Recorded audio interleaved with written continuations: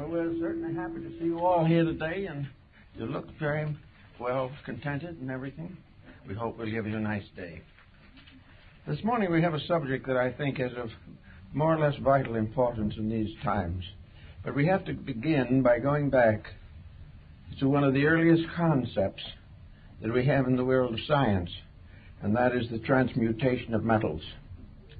We do not know where alchemy, as we call it today, originated, but the present word is derived from two comparatively recent terms, the word chemistry and the ancient Hebrew and Greek and Egyptian syllable El. Alchemy. El is a name of deity, Elohim, and many others. Therefore, the term alchemy means divine chemistry. It means something entirely different from the concept or idea of a materialistic transmutation of metals. But very early in China, even in India, later in Japan, and many parts of the European continent, chemists arose laboring with the concept of the transmutation of actual physical substances. Today, science does this every day, and from the beginning of time, nature did it every moment. To deny that it is possible to transmute or transform a substance is not scientifically sound. Every moment, transmutation is going on around us and within us.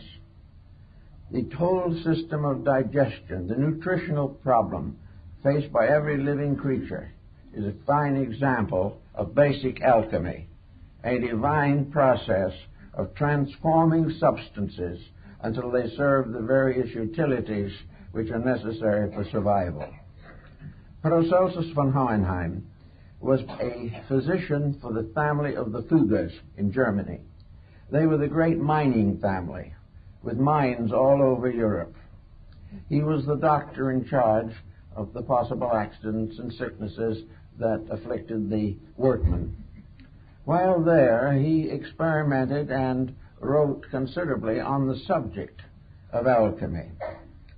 He pointed out, for example, that in the area where the various metals were mined by the Fuggers, grape orchards and vineyards stood on the outer surface, on the surface of the earth, beneath which these mines were located.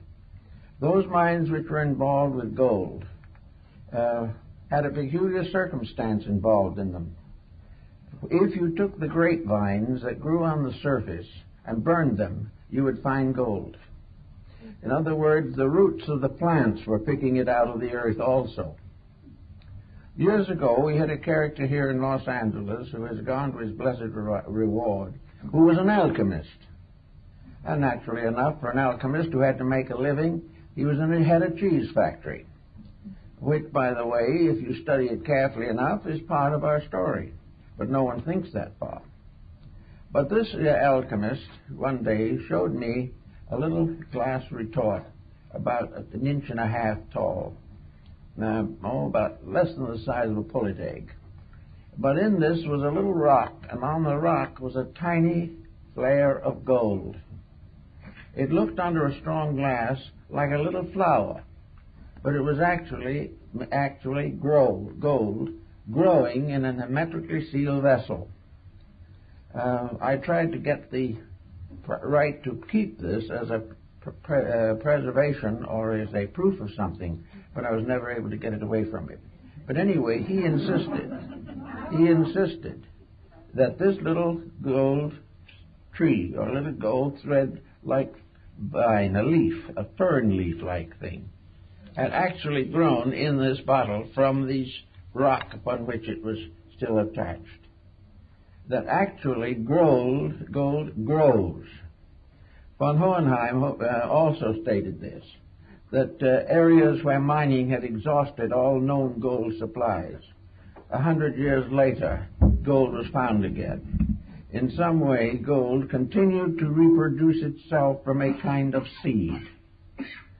So gold gradually came to be a symbol, and it was as a symbol that it was of most interest to the mystical alchemists of the 16th and 17th centuries. To them, gold was simply a symbol of the human soul and the divine soul. Gold to them was a spiritual agent. It was a symbol of what man is as a mortal creature, and how this mortal creature can be transformed into a divine, enlightened power. Gold in alchemy in the 17th and 18th century was a synonym for soul. It was that part of man's nature which combined the elements which we find today symbolically in the symbol of Mercury. The ancient system or triad for the production of gold was salt, sulfur, and mercury. Salt being a symbol of body, sulfur being a symbol of spirit, and mercury being a symbol of the binder or the uniting substance, that which was capable of transmuting one into another. Therefore, the human being, in a sense, is spirit, soul, and body.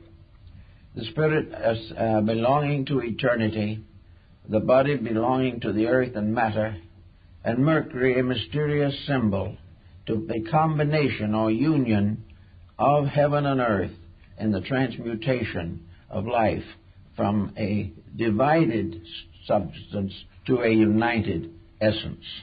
This type of thinking was the problem of almost all of ancient philosophy. Paracelsus and others warned the alchemists not to center their attention upon the transmutation of metals, but, as von Welling tells us in one of his alchemical writings, that which is true on a spiritual level must also be true on all other levels. And if it is possible to transform mortality to immortality in man, it is also possible in nature, it is possible in all the kingdoms of life, and it is possible of all the substances which make up the created universe.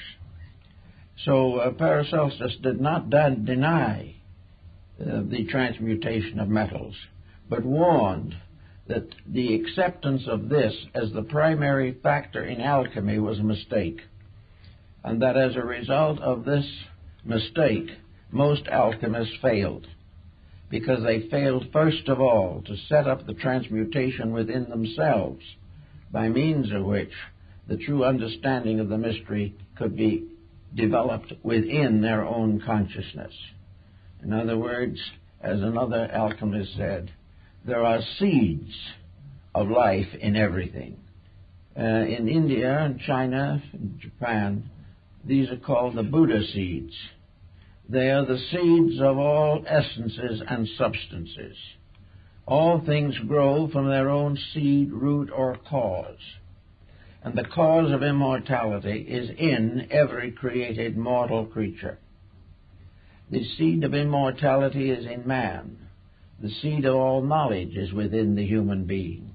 The seed of all hope and of all life and of all wisdom and all understanding, all these are locked within the individual. And they must grow as plants grow. They must gradually overcome the resistance of ignorance. They must day by day and year by year spread their life in all ways. The tree of wisdom grows from the human mind. The tree of love comes from the human heart. The tree of God comes from the eternal seed within the consciousness of the human being. So all of alchemy was primarily a release or a revelation, a transmutation of ignorance into wisdom, a transmutation of death into life everlasting, a transmutation of ignorance into wisdom. And all this was done by a very elaborate process. The secrets of transmutation are beautifully and symbolically set forth in a number of works. Many chemists were deceived by the terms, however, and felt that the formulas were purely physical, but they were not. They were all keys to the release of the infinite life locked within existence itself. Transmutation was transformation, regeneration, resurrection. restoration, reformation, all these things are releases of the seed of eternity within time, the seed of life everlasting in the symbolic substance of illusional disintegration. So we take this point to view a little bit to study the subject which is of great concern to us at the present moment, the regeneration of human society. Now, there are many attitudes on this particular subject. Many feel, for instance, today, in the general disillusionment, that the hoped-for restoration is far removed. Others doubt its reality, just as scientists have doubted that gold could be made from base metals, so politicians and diplomats doubt seriously that peace can be brought out of the confusion in human consciousness. Everywhere, dissolution, division, and mortality rules human relationships. This, however, is contrary to universal law. There is within humanity as a collective also the seed of its own regeneration. Everything grows from seed. Someone must plant the seed of peace, or there will never be seeds of peace in the world. In the book of Revelation, there is a tree that bears 12 manner of fruit, which is for the healing of the nations. This tree represents a truth, a reality, a great revelation, growing from a seed in human consciousness. Now, human beings today all have within them the seed of their own perfection. The perfection is not something added. It is something released. It is not bestowed. It is revealed through the internal structure of human consciousness. If we go back, for instance, to the period of Plato and Aristotle, we realize that when Plato died, there probably were not 20 copies of his dialogues in existence, and they were all handwritten by his disciples for their own use. So far as world knowledge, world recognition of Plato's contribution in his own day, there was none. Whatever he attempted to do, he did, and when he finally passed out of this life, he left no institution behind him. He left nothing that endured. He left not even a solid codex of his own writings. And yet today he is better read, better known, and better appreciated than ever before, because somewhere within the nature of his own labor there was the seed of restoration. That which was truth in his writings can never die. The same is true of the words of Christ. Those words were not printed in his own lifetime. Only a few ever saw them or heard them or saw him. But that which is eternal, inevitable, cannot die. And the true tree of life in us cannot die. Today we have many confusions in the world. We have a series of labors that have gone sour. We have attempted to do great things, but they were not the things that were necessary. And in the effort to be great, we have failed to fulfill the natural simplicity of ourselves. We have accepted the idea that fame and fortune are the answers to the human problem. But until fame and fortune are regenerated, until the true seeds within both fame and fortune are restored to their original scientific and spiritual dignities, we will never get anywhere with them. Every mistake, every sorrow, every problem that we have has within it the seed of its own solution. And also it is contributing to the ultimate perfection of ourselves, our world, and our universe. To find these things, we have to begin to search for the keys to regeneration, the keys to restoration. Now, it so happens that these keys have not been entrusted to the sky or the earth. They've been entrusted to man himself. Because of those creatures existing on earth today, the human being is the most evolved, having the greatest potentials, having the greatest equipment with which to accomplish major good in this world. The human being has the facilities the mental abilities, the rational faculties by which he can take the seed of eternity within himself and release it as described in the structure of Kabbalistic philosophy. So we have here today a world of people, nearly 5 billion, perhaps a little more, each one of which, whether it knows it or not, is immortal. Each one of these creatures has been endowed with a potential. In each human being, the seed of eternity has been sown in the fields of time. The human being could not breathe, could not walk, could not think, could not exist if eternity was not within him. The eternal life, the life of all things, is that which gives man life. Each kingdom of nature unfolds this life according to its own rules and laws. Each kingdom of nature tries to expand its potentials.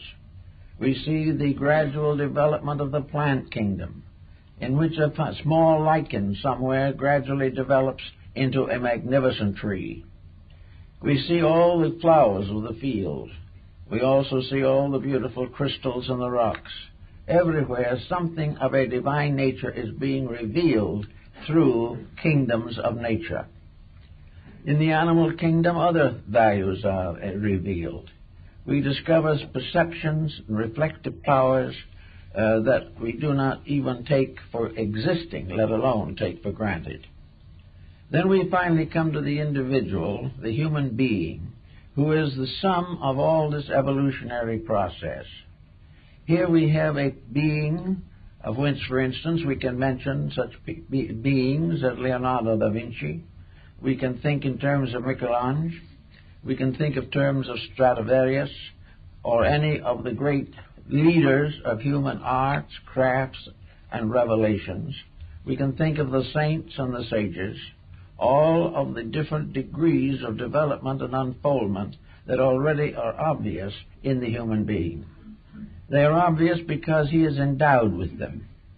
They are obvious because they are manifestations of the thing that makes him exist, and that is the divine seed of life within himself. That which is within himself is his own immortality. It is also in that part of him which functions in his daily life.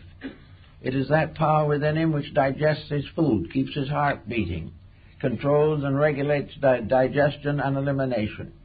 It is this same power that gives him the right to write a book, to make a great contribution in art or music or science or philosophy. All the different departments of life arise from one tiny seed, the divine seed in man. It is this one divinity which is the unit. This is the monad of existence. This is the one from which all things come, and yet all things in their infinite divisions are still one. From one source all knowledge arises. For one purpose all knowledge exists, and that is the perfection and growth of living things. In our course of life, politically and socially, we have forgotten almost entirely the part of ourselves which alone can be solutional. We cannot solve with the mind unless the mind is inspired. We cannot create with the hand unless the hand is regulated and guided. We cannot create with the body unless the body itself responds to a divine eternity within itself. So here we are, human beings, each with a different kind of destiny, each dedicated to some purpose, each one hoping, fearing, believing, each one living and dying within a peculiar situation in which the real reason for the whole thing remains unknown.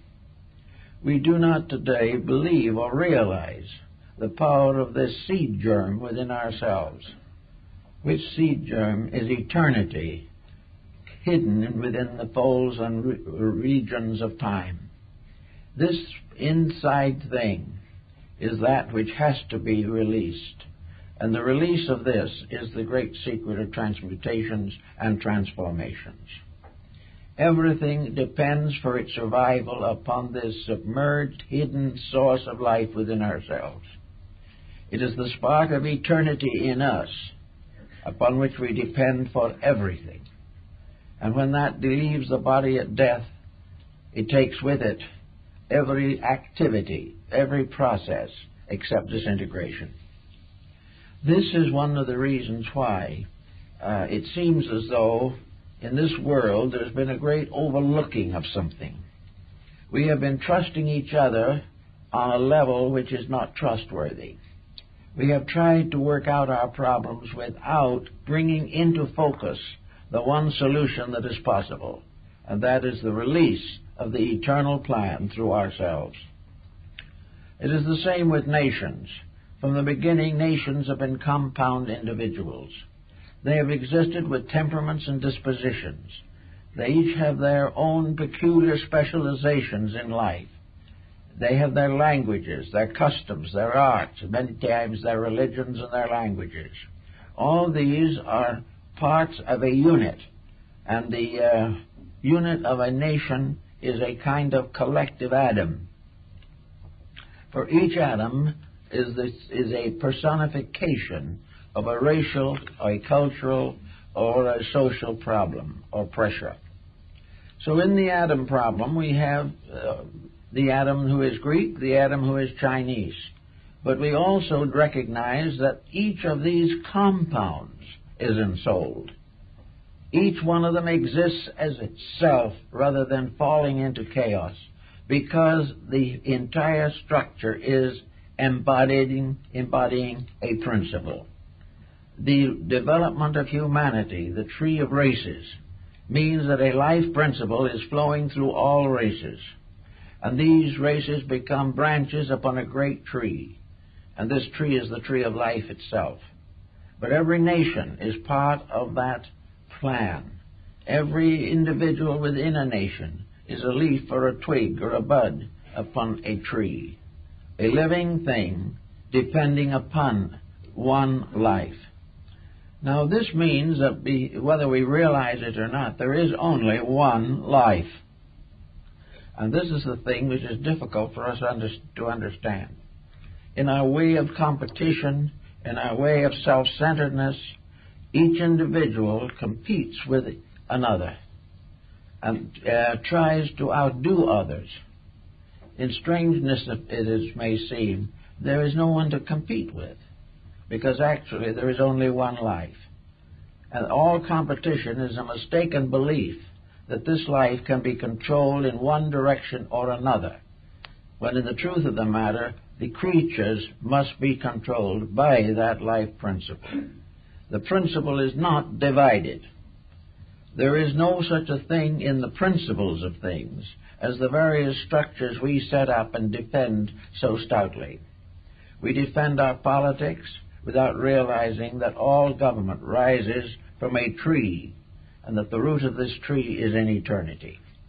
We believe all arts and sciences have their sources in the various geniuses which created them and which we regard as their patrons. Actually, our painting, music, literature, architecture, all these are trees growing from one root. Life in all of its manifestations is one life, diversified through expression and through creation, but never actually divided. If one of these arts should actually die, all would die with it, because it is part of one life. Now these various plants and things becoming like individuals, nations develop characteristics. They develop likes and dislikes. They are influenced by longitude and latitude. And today they are influenced largely by lassitude. They are influenced by fable, by myth, by tradition, by heredity. All these things seem to divide these nations from each other. But as we find so clearly pointed out in the Shakespearean plays, some of them, especially The Merchant of Venice, every one of these various factors depends upon a common feeling, a common reality. If a child dies, does not its parent weep, regardless of race? If someone is killed in an accident, is there not a tragedy, whether we know that person or not? If a nation destroys itself, or tries to, is this not a catastrophe, regardless of what nation it is? Is it more beneficial to life for a small country to die than for a great one? All are one. There is only one nation, and that is the humanity itself. There is only one art, the art of living. There is only one science, the science of salvation. There is only one religion, eternal hope of good. Now, if we can begin to get this oneness out of to where we can see it, it can do a great deal with it. And yet, to the average person, this oneness is more or less obviously necessary, but no one pays much attention to it.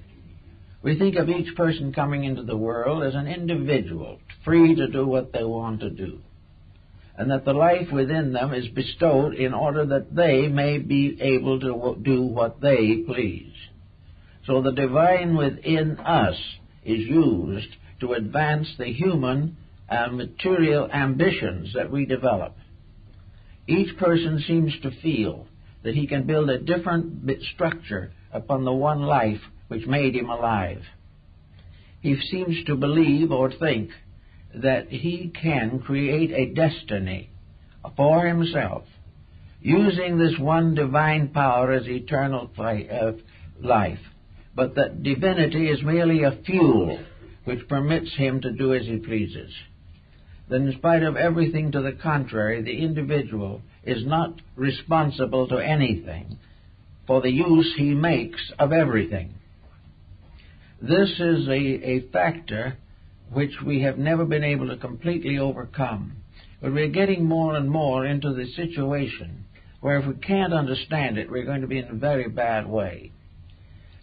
We are still hoping that some way, in some manner of our own conjecturing, that we're going to be able to arbitrate these differences, that each individual will be able to continue to do as he pleases, but in some way the power to please in a destructive manner will be reduced. I think the answer to this is something for science to give a lot of thought to, because the first thing we need to know now is the thing that science can't tell us, and that is, what is life? What is the eternal energy that sustains things? What is the mysterious seed from which all life comes? In what ground is mortality planted? In what part or field of space does evolution move? Actually, we have to look very carefully to see what is life. Is life motion? Not necessarily. Is life ambition, hope? Is it tragedy or comedy? Is it contained within any structure that we have developed? The only sensible way that we can really approach this is the way we have never used, and that is to recognize that in substance all of these things are the same. They are all specializations within an indivisible reality. While we try to make separation real, while we are in a competitive relation with life, we cannot transmute our own activities and restore the unity which is necessary for survival. We have to gradually recognize this problem of alchemical transformation. But before we can really accept it, we have to have some psychological proof, some form of evidence to give us confidence that this is true. It is not enough just simply to say it. We must in some way become aware, completely aware, of this inevitable reality. So aware and so conscious of it that we are enabled to develop its resources within ourselves and share them with others. The alchemists, and they're working in their little laboratories, were all looking for something. We find many accounts of them, and in several great European cities there are the old buildings called the houses of the alchemists, famous even now because at some time a mystical chemist lived there and labeled to perfect his works. Now, if this alchemy of the problem is real, how are we going to find out about it? How can we transform this searching into a discovery. Well, in the old alchemical system, there was a mysterious being called Elias the artist. Elias is the patriarch referred in the Bible as one who went to God without death. And this mysterious power, Elias the artist, would come in the night to some alchemist who was considered worthy and would give him the secret, or forgive him perhaps a few grains of the elixir of life, or the transmutation, would stay a little time and then disappear and never be seen again. And in each case, the Elias power left some proof behind it. It left evidence to the chemist himself that there was an answer, that there was a solution. And in some cases, as in the case of Sandovugius, this powder actually was used by him to transmute base metals. And apparently, physically, he believed at least, it accomplished this end. Or was it true that Sandovugius also knew and put into symbolism what this powder really was? That it was not there to transmute base copper or bronze or iron, but to transmute base ignorance, superstition, or fear into the realization of truth. I think we have to recognize that the great transmutation must be in some way justified by human experience itself. We should be justified by the mere fact that we are alive, because the very existence in which we live has never been explained adequately. We do not know where we actually came from long before there were stars. We do not know where we are going after the last star goes out. We do not know what we are made of, except of substances that are held together by a strange magnetic chemistry. We know that we live from day to day upon life. We know that the very process of digesting food is an alchemical process. But we also must realize that this process goes to the acceptance and digesting of experience, which is another kind of food, a kind of food that nourishes mind and understanding. That we must also experience the mystery of love, of divine acceptances of things. These are foods which must also sustain hope within the individual. Therefore, those things necessary for the attainment of the alchemical transmutation must be experienced within the person. He must become aware of these truths, and he must be able to apply them socially upon the different levels and parts of his society. He must understand what governments are.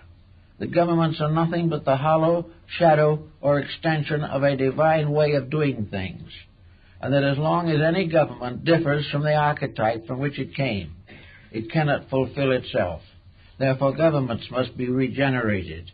They must be reformed, revised, and restored to their original purpose, namely the purpose of fulfilling the infinite unfoldment of the divine purpose in creation.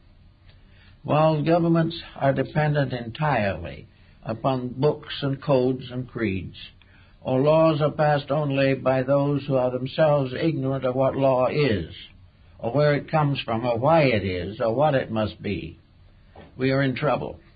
But as long as we are willing to build our laws solely upon previous laws, or upon the previous incumbent in public office, we will never get to understand the final great fact, namely that all things obey except man, and out of his disobedience fell the angels. Every part of nature except man is incapable by its own constitution of actually violating universal law. It has no initiative. It has no free power to become a separate creature. Man is separate. He is separate because potentially he is capable of a greater advancement than any other kingdom of nature on this earth. He is the leading power here. All previous embodiments on this planet have been leading toward him. They have been gradually releasing that part of his own potential which enables him to stand and proclaim his existence. This, however, is not to be the subject of great rejoicing, nor is he to become completely overwhelmed by his own egotism. The fact that he exists is a remarkable thing. The fact that he can exist well is a still more remarkable thing. And he hasn't quite gotten there yet. But he is hoping. But his hopes have to be brought into some form of pattern. In the old time, in the Bible, they spoke of the earth as a garden and considered that man was the gardener. Well, a gardener is one who takes care of the plants. We're not really doing that. As gardeners in the garden of life, we are not protecting it. We are exploiting it. We are not doing all we can to preserve it. We are doing all we can to make it a servant of personal ambitions. So we may say that nearly all of that which is rooted in ambition has a tendency to be corrupt. It may not necessarily be wrong, but it can easily become so. We cannot, by ambition of our own, do that which only eternity knows. We cannot solve problems that are greater than our insights or our understandings. But fortunately, we don't have to. We only have to come into a harmonious relationship with the great plan of life itself. And this is what, in a large way, alchemy really represented. It told us through human digestion and the digestion of metals that there are processes going on that, if we do not interfere with them, corrupt them, or pervert them, are magnificently sufficient. The only thing we can do is cut ourselves off from life by the misuse of it. We can only destroy that which we have labored so hard to build: bodies, attitudes, institutions, nations, governments, parties, and policies. All these things we have built up only to destroy them by our own selfishness. Now we say that's a very great tragedy. Yes, but unfortunately there's still another point that is more important. Namely, if we can destroy them, they are not the thing we are seeking. Anything that can be destroyed is not part of the reality, which is completely indestructible. Therefore, we have to gradually bring our own consciousness into relationships with things in which we become aware of the indestructibility of truth.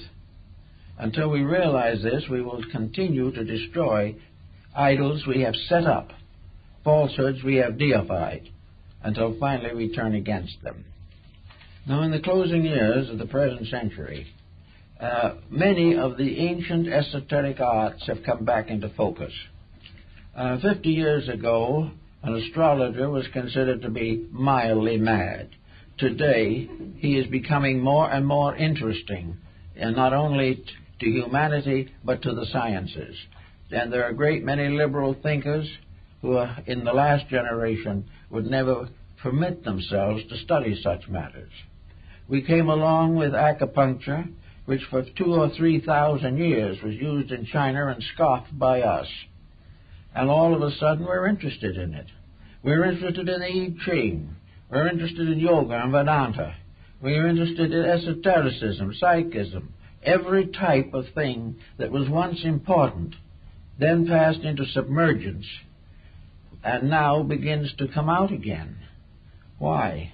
Because we are becoming more and more, might say, fearful.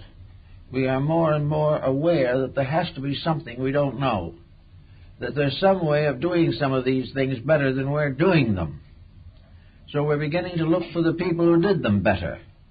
And we suddenly realize that they are the ones we've been making fun of for centuries, because we believe so firmly in our own mistakes. Now, the coming way of thinking has brought back a tremendous revival in alchemy. Alchemy is flourishing with new books, new publications, new exponents, new researches, new projects every day. But there's one thing we have to beware of, and that is, as Basil Valentine pointed out, the great chemist, woe unto the gold makers. If we are going to use alchemy now to pay the national debt, we'll be exactly where we were to start with. If we firmly believe that we can use these superior sciences to protect our mistakes, we're wrong.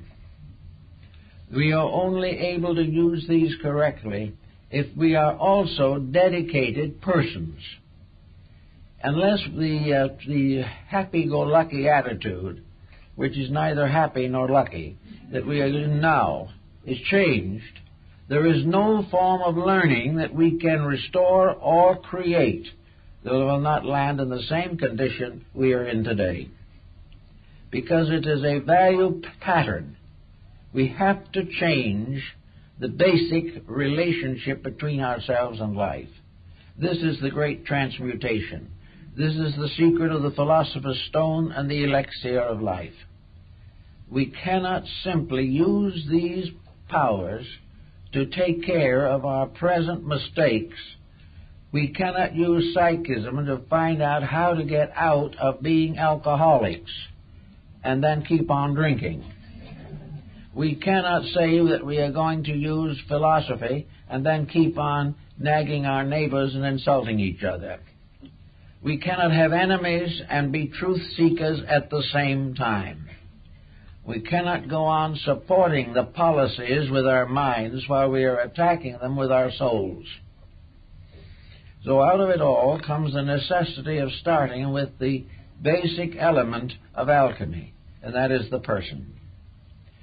Bamey, the Rosicrucian group in Europe, many other systems have emphasized the point that regeneration begins with the individual, that only a person who has a proper internal relationship with life is willing to or capable of making the changes that are necessary.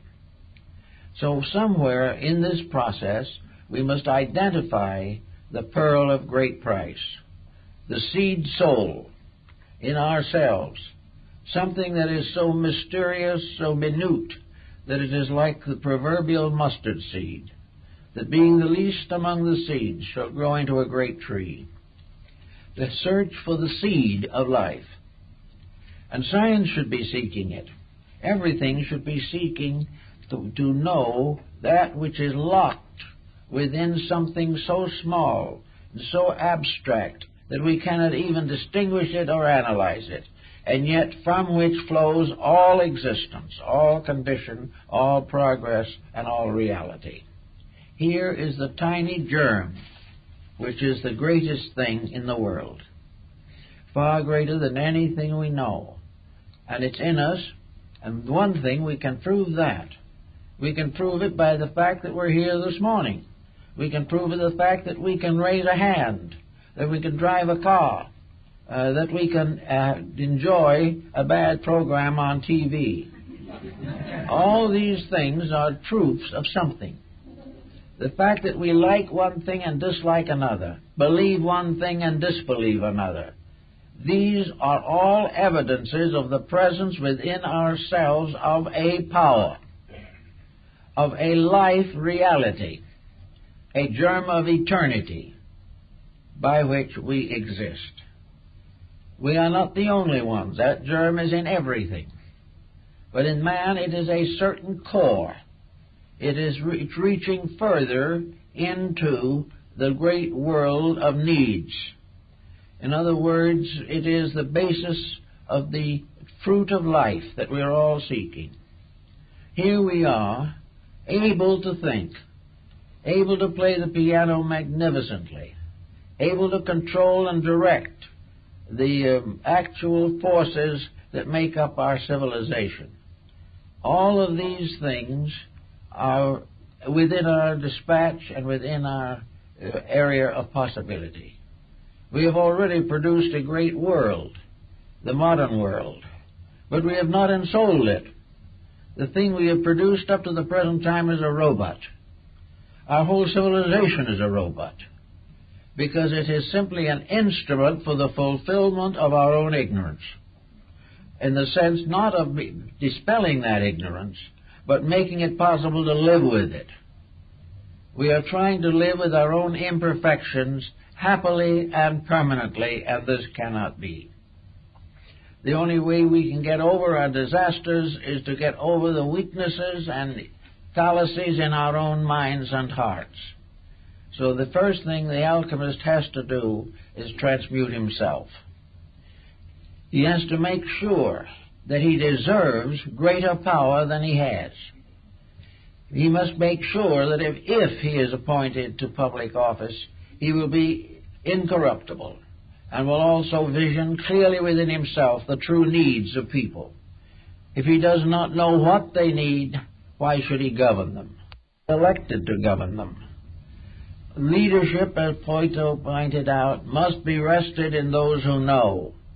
And those who know one thing primarily, that the entire universe is subject to immutable laws. Keep the rules and live, break the rules and die. It is as simple as that, except you can't really die. Death in this case means the destruction of the illusion. And if all you have inside of yourself is an illusion, then it may appear to be a hopeless end. But actually that thing inside, that mysterious seed, the soul seed, does not die. It cannot. It can be delayed. It can fall upon bad ground. And it can be, for some reason or other, taken away by the birds of the air. But that the seed itself cannot cease. So somewhere we've got to make peace with reality. If we don't make peace with it, we're not going to get the results that are necessary. But how are we going to make peace with it, whereas in the moment our entire life and thought is based upon transitory, impermanent, and inconsequential attitudes? How is the average individual to become capable of ruling himself, let alone ruling anyone else? Well, it should be part of education, but it isn't. It should be part of everything that we do, but it is not. We are constantly being schooled to do things to perpetuate our mistakes. We have a standing army to perpetuate our hatreds. We have everything we can think of to perpetuate a kind of egotism, self-centeredness, or hopeless and ruthless ambition. We are not trying, really, to make any basic correction. We are competitively trying to prevent someone from doing to us what we have been long waiting to do to them. All this, we cannot solve anything. So comes a sacred art. An art maybe that was founded in the ancient temples of Egypt, perhaps earlier. An art which is recorded in the ancient Hermetic writings. The books of Hermes Trismegistus, found in the scriptural writings of all peoples. This mysterious secret art, secret science of personal redemption, personal renovation of character and of life. And it means that certain changes have to come about. Now, in the Orient, there was a very elaborate system of esoteric disciplines set up to help the individual to cure these deficiencies in himself, to build up a personal, integrated being, a personality, a character, a temperament, a disposition, a unit within himself, by means of which he can gradually come into the realization of the soul potential locked within him. This type of discipline and so forth, however, has run into bad times here in the West, for the reason that it is being cultivated, at least in some cases, simply as a means of advancing the same ignorances it is supposed to overthrow. It is not being done because the individual wants to understand truth. It is because he wants to be wiser than someone else and benefit by it. So wherever these exercises are given to help the individual to be greater than his neighbor, danger lurks. if these exercises are to release him from those things which he has never corrected in himself, it's bad. If, however, it is a simple desire to find truth, not for self, but for the common good, then there is legitimate progress to be made. But all this progress begins with very simple things. We have these powers. We have within ourselves this seed of eternity, this tremendous dynamo, this enormous, incredible current of life.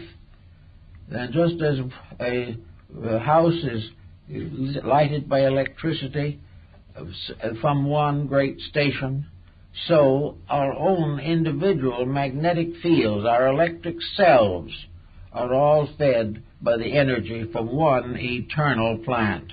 And that eternal plant is the divine life. But that energy is living energy, conscious energy, wise energy, loving energy, and not simply blind force. So in order to manage and work over these problems, the individual must begin his own alchemical researches. Of course, as in the older days, he will be ridiculed, and in many cases the alchemists were persecuted. Some of them were actually died for their beliefs.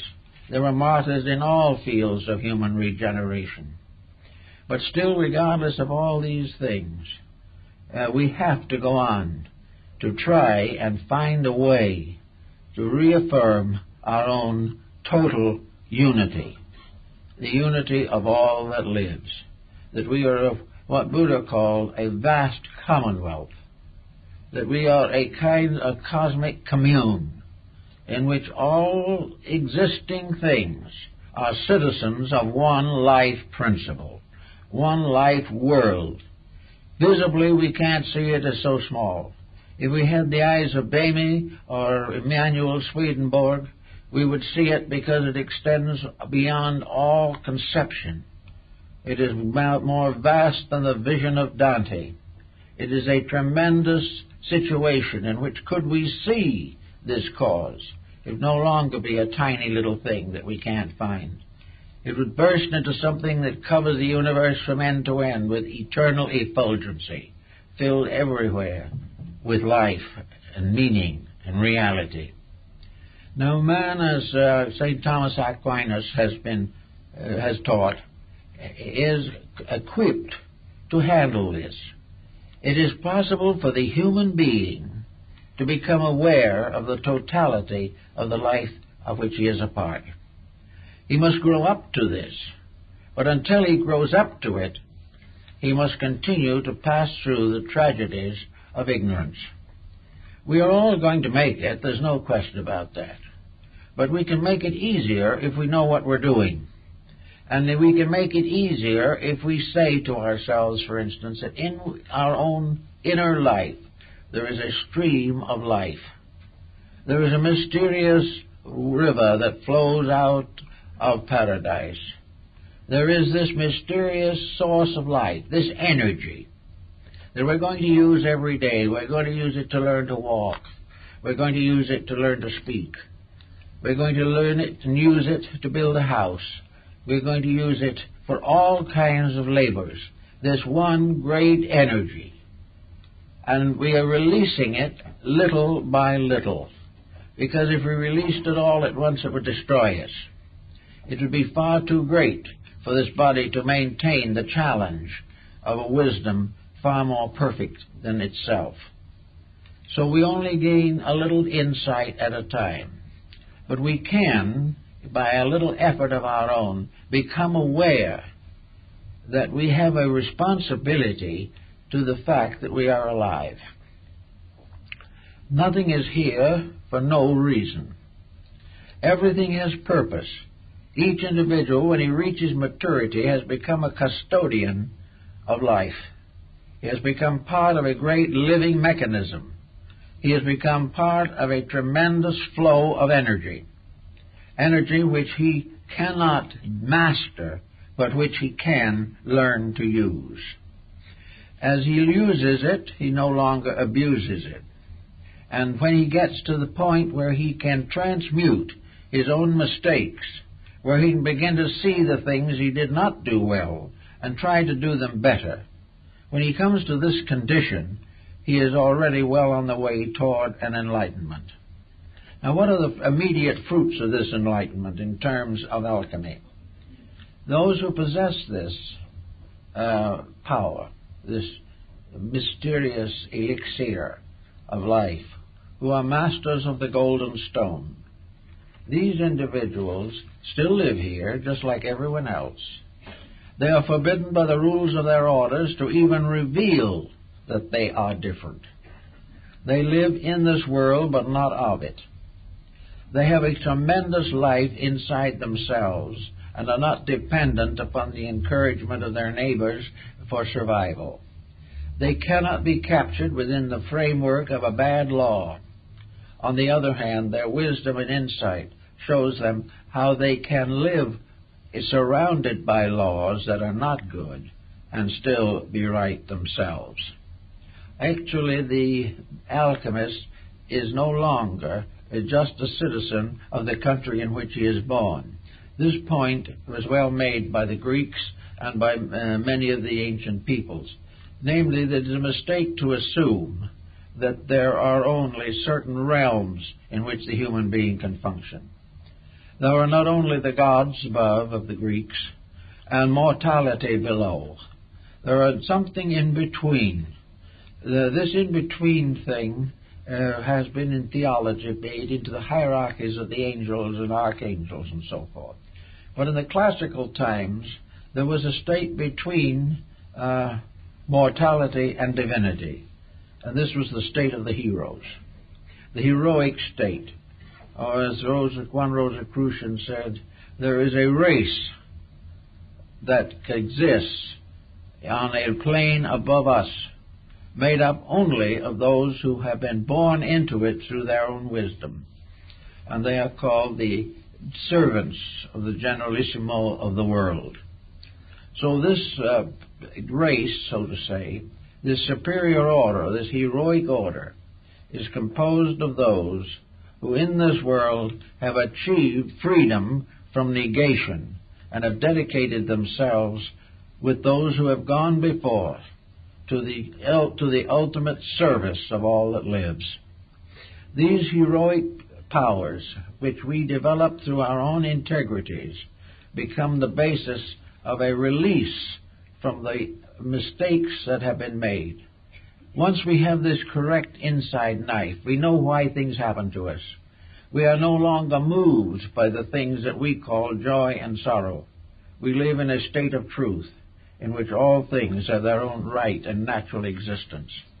We are not subject to any of the calamities that befall ignorance, because we are no longer ignorant. And no matter what is done with civilization, no matter how many laws men pass to improve each other's condition, suffering, sorrow, and death will endure as long as the causes of them have not been corrected within the plan of things. So in alchemy, as we see it, we can face into a great many interesting and remarkable facts. We can say something that primitive people, for some unknown reason, have long sensed. Sophistication has been a blinding factor. When we began to overestimate ourselves, we underestimated everything else. And when we began to think of our own magnificence, we forgot that we are tiny pebbles along the shore of a vast ocean. So that we have to gradually get back to a certain simplicity. Nearly all primitive peoples have encountered one level of relationship with life that is important. They don't understand everything. Perhaps they are merely shamanistic peoples. But they do, most primitive people, have a realization of the tremendous integrities of some power, something greater than themselves. On various levels, they interpret this power. To some, it's ancestor. To others, it's totem. To some others, it's the beloved dead. To still others, it is monados, or great ones who walk among the mountains. But in every case, These people have a natural esotericism. They have natural mystical qualities which they have not outgrown by sophistication. Now, it's true that these faculties are genuine in many instances, and it is also true that they have gradually dropped out of sight. Well, the answer to that is also understandable. The reason why primitive psychism has gradually faded away is because it again became a blind alley. Primitive psychism kept the individual from actually realizing the realities. It was a kind of protection. It was as though parents were taking care of children, and the child turned to the parent for everything, or turned to the teacher for everything. But after a while, the child grows up to the point where it must make its own decisions. It must no longer lean or depend. It can no longer depend for its survival upon some benevolent power beyond its understanding. It must actually learn to stand, to live, to become a being, and transmute negative natural relationships into positive natural cooperations. It is not enough that we should believe in a summer land beyond the grave. It is that we should have the intelligence and the intellect to use all of our extrasensory perceptions as nature intended, service, to use them entirely to help to discover this divine reality, which is the end and goal of our search while we remain in the human stage of development. So we have to keep on working with this problem. We have a lunch and we eat something. And this something mysteriously gets absorbed, transformed. We don't tell the stomach what to do. Sometimes we put it in a position where it can't do anything. Under such conditions, it becomes a little resentful. Then we bring out the bicarbonate of soda. But all the processes of the body, from the beating of the heart to the nutrition of cells, everything that happens within this circumference of our skin is incredible. It is a miracle upon miracles every moment. There seems to be no way in which we can explain the wisdom of body cells, that we can actually realize the conscious cooperation of tissues. We cannot understand these things, because in some mysterious way our mind has sort of outgrown being a small cell, and we are now interested in trying to be a greater cell somewhere else. But actually, the miracle of existence is present to us every moment. It is present to us in the birth of every child that comes into the world. It is in us in every proof of the continual principle of life that is transferred from one generation to another. How, we do not know. We can see only certain physical symptoms, symbols, procedures, but the great transmission of life is beyond human understanding. Therefore, we have a little world, a little island of thoughtfulness in a great ocean of the unknown. We are constantly seeking to know more, but because of the peculiar dulling of our instruments, we have gradually turned away from the search for the unknowable to the gradual refinement of things that we do immediately see some value coming from. But actually, this one thing that we don't see is the only thing that is important. It is the basis of law. Within it is the absolute way in which everything has to be done. Within it is the proof of human growth. Within it is the release by which the individual gradually, step by step, actually grows up into a divine nature, and sometime in the infinite of things may be a God in his own right. But all these things are based upon an energy, what the alchemists called the spirit or souls of the metals. The souls of the metals can be brought together, and here is a very interesting point. Von Welling, in his Opus Cabalisticum, points out that No metal can be combined with another metal in its present state. One gross metal cannot be amalgamated to another gross metal in terms of alchemy. Before an element can become mingled with another element, it must be sublimated itself and its own individuality overcome. It must cease to have separateness before it can be united with anything else. Therefore, the essences of the metals can be combined, but the bodies of the metals cannot be combined. To form, that is, they can be combined on a physical level for purposes of hardware, but not in terms of mystical understanding. So before any form of knowledge can be united to another form of knowledge, both of these elements must be subjected to and reduced to their principle. Therefore, we have to go behind what is known. We have to break through knowledge in the sense of tradition. We have to break through knowledge in the sense that it is a binding power. When we say, I know, and what we are really doing is quoting from a text from Harvard or Oxford, this won't do it. None of the knowledge that comes from the outside, in its natural outside form, can be united with any other form of knowledge on the outside. Therefore, before knowledge can be united with another form, it must be reduced itself or elevated to the state of a soul principle. It must be transmuted in itself from body to soul. Souls can mingle, bodies cannot. Therefore, all knowledge, before it can mingle with other knowledge, must lose the errors in itself.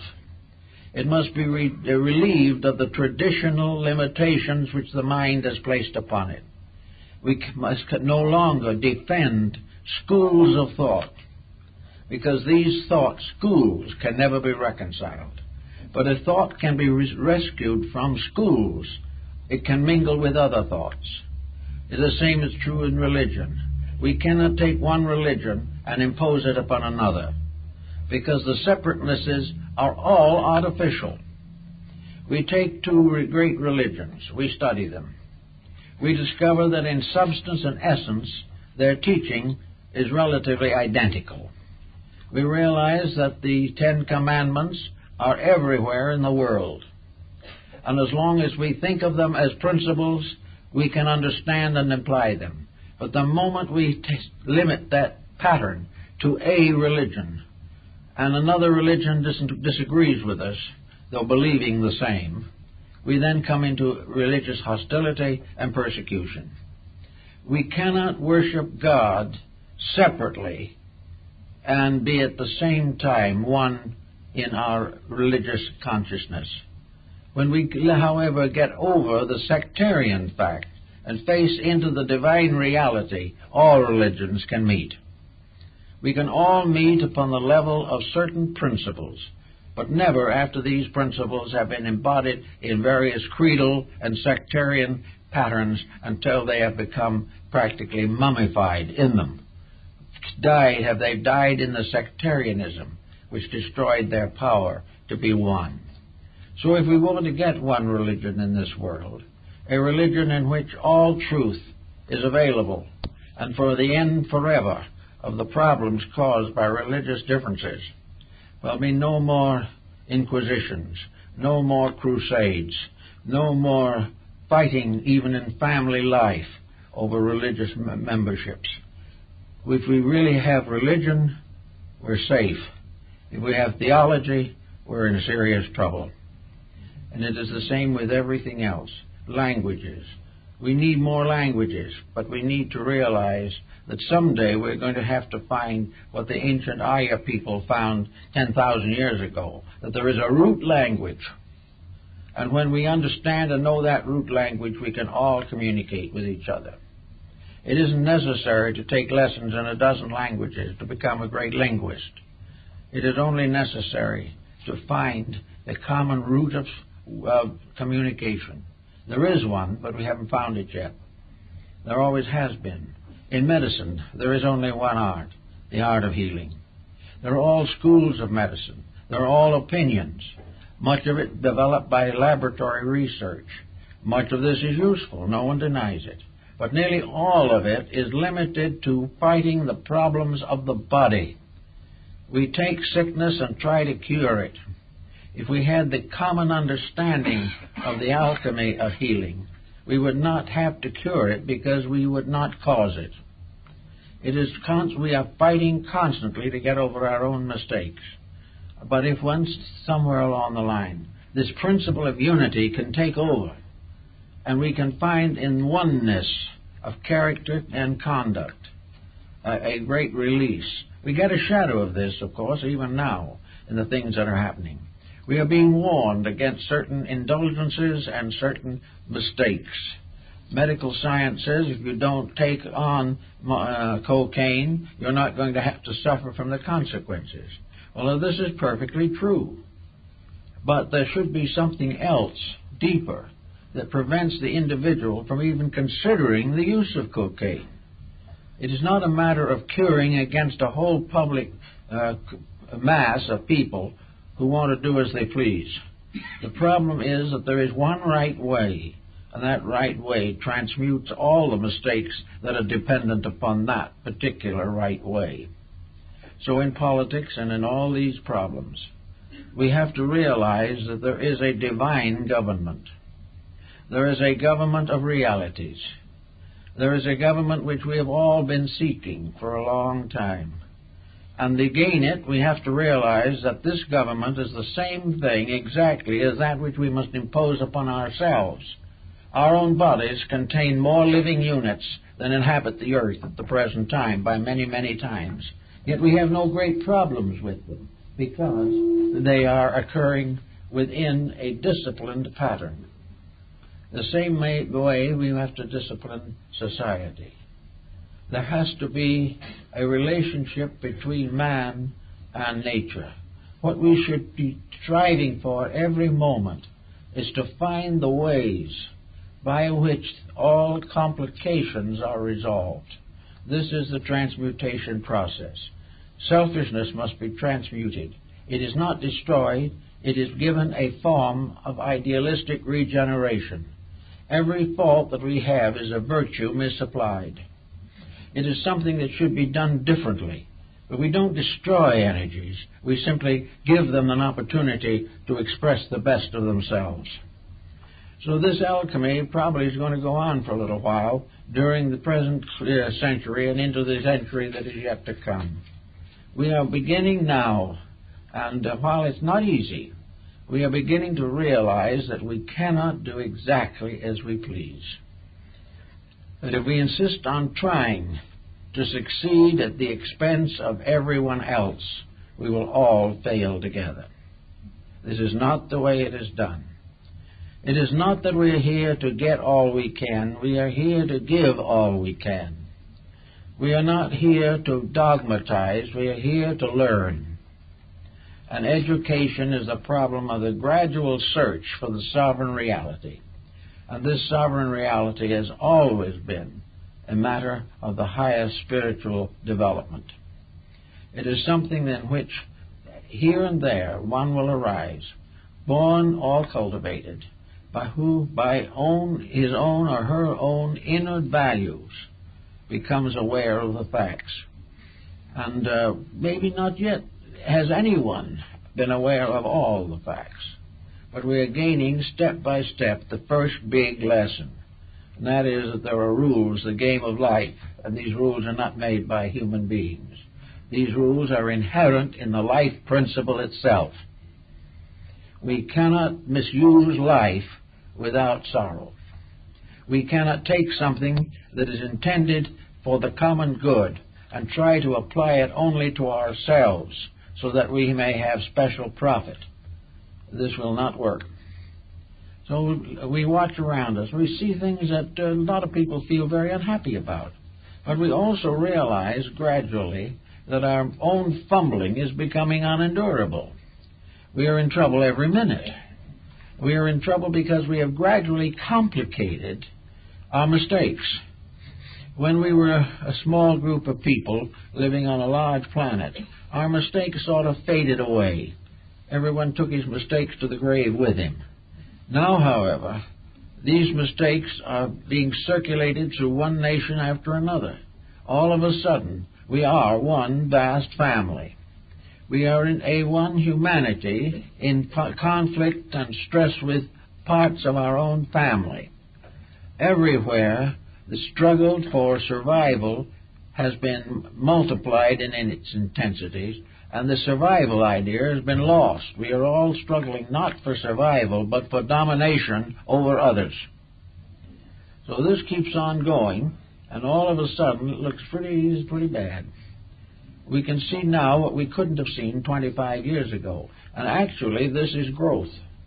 We are now bewildered, we are intimidated, we are at loss, we do not know what to do next, we do not know where to turn for instruction, but we are therefore in the condition of the prodigal son, who has wasted his substance in riotous living and has now repented and is trying to find his way back to his father's house. And this is what we're all doing, whether we realize it or not. We're all trying to find the way to correct the mistakes that exist. And the mistakes exist are scientifically controllable.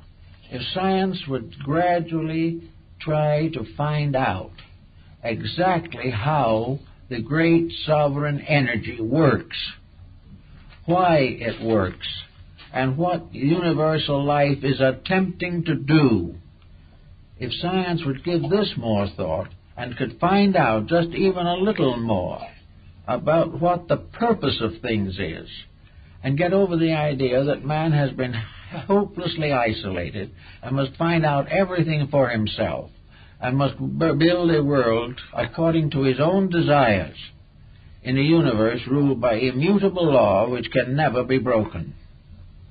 Anything that attempts to break a law is broken by it. If science, then knowing its exactitudes and being able now to make ships that will go to the moon, headed for Mars almost immediately, if someone can bring this point home, that the one great answer that we must find is why we are here, what we are here for, and how we can work together to fulfill a purpose that we can never dominate, but we can venerate, recognize, and cooperate with. We can always realize there are not many ways of doing it right. We never have the freedom of choice that we think we have. For each individual, finally, there is only one possibility of choice, and that is to choose what is inevitable. This understanding can also begin to work in our lives.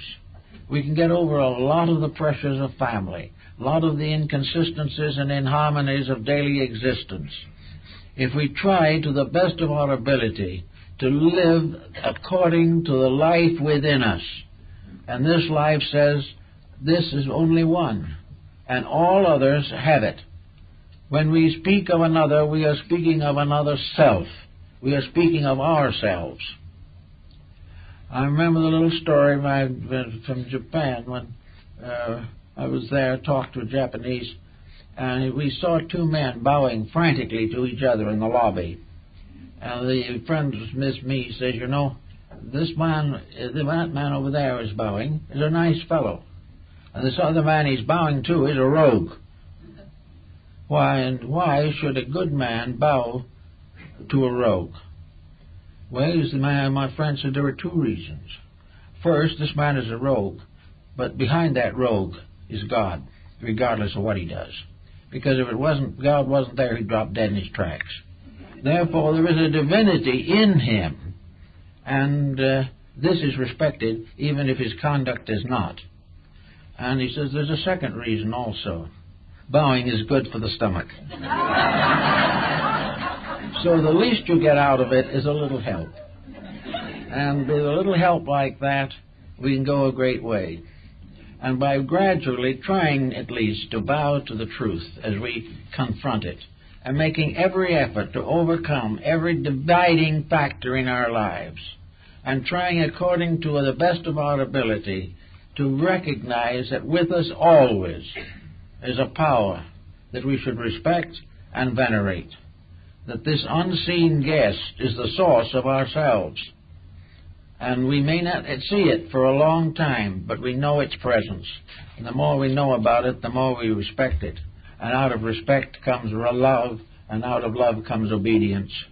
So if we all work it out the best we can, the universal transmutation will take place. Well, that's it, folks.